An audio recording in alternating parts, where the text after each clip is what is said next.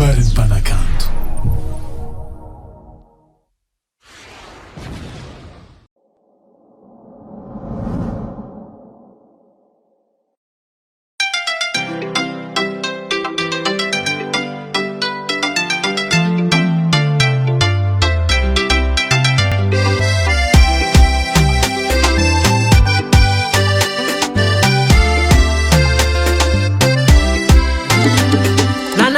Fitiavana matotra avy ao ampony anao, nefa kayany ambadika izy mitady fiadanane.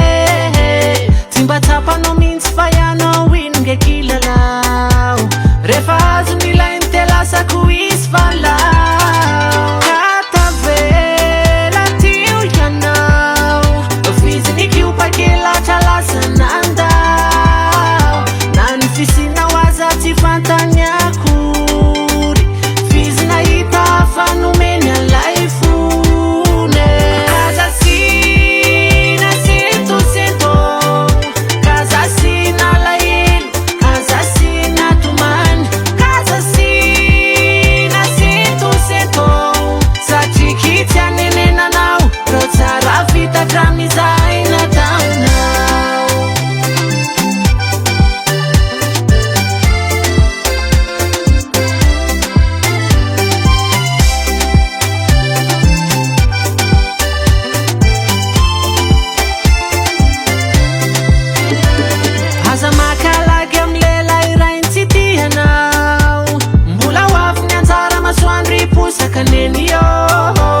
Kaza makalagy amlelay ray zanoza, fara izy lasa mitotoko batavy be.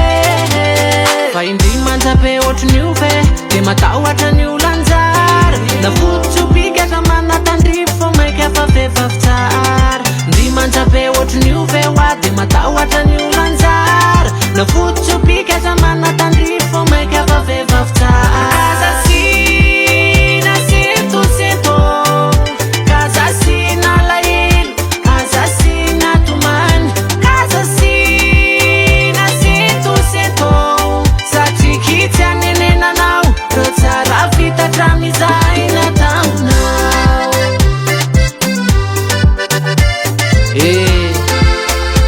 Maherezako na fa fomba fiainana daholo zany a, tadio fa ny fototsipika ary manana ny tandrifiny.